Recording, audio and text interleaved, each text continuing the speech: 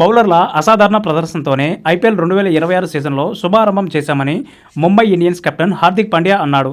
14 ఏళ్ల సుదీర్ఘ నిరీక్షణ తర్వాత తొలి మ్యాచ్లో విజయం సాధించడం చాలా సంతోషంగా ఉందని చెప్పాడు. రోహిత్ రికల్టన్ అసాధారణ బ్యాటింగ్ ప్రదర్శన కనబర్చారని కొనియాడారు హార్దిక్ పాండ్యా. శార్దుల్ ఠాకూర్ బౌలింగ్ ప్రదర్శనపై కూడా ప్రశంసలు జల్లు కురిపించాడు. ఐపీఎల్ 2026 సీజన్లో భాగంగా వాంకడే మైదానం వేదికగా ఆదివారం జరిగిన మ్యాచ్లో సమిష్టిగా రాణించిన ముంబై ఇండియన్స్ 6 వికెట్ల తేడాతో కేకేఆర్ను చిత్తు చేసింది. ఈ గెలుపుతో వరుసగా 13 సీజన్ల తర్వాత ఐపీఎల్లో శుభారంభం చేసింది.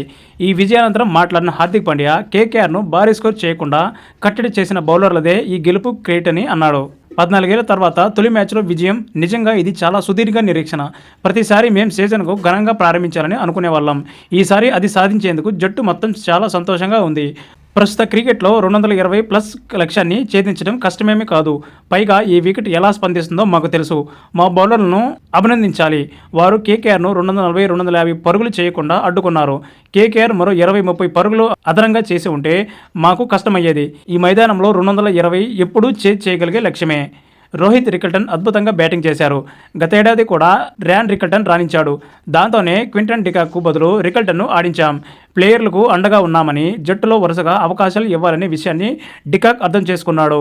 మా ఈ నిర్ణయం వర్కౌట్ అయినందుకు సంతోషంగా ఉంది. రోహిత్ ఆడే కొన్ని షాట్లు చూస్తే ఎవరైనా నోరు వెళ్ళబెట్టాల్సిందే. అతని ఆట అత్యుత్తమం. శార్దుల్ ఠాకూర్ కూడా మెరుగైన ప్రదర్శన చేశాడు. జట్టులోకి రాగానే అతనికి నేను చెప్పింది ఒకటే, ఇక ఫ్రాంచైజీలు మారడం చాలు. నీ కెరీర్ ముగిసే వరకు ముంబై ఇండియన్స్తోనే ఉండాలన్నాను.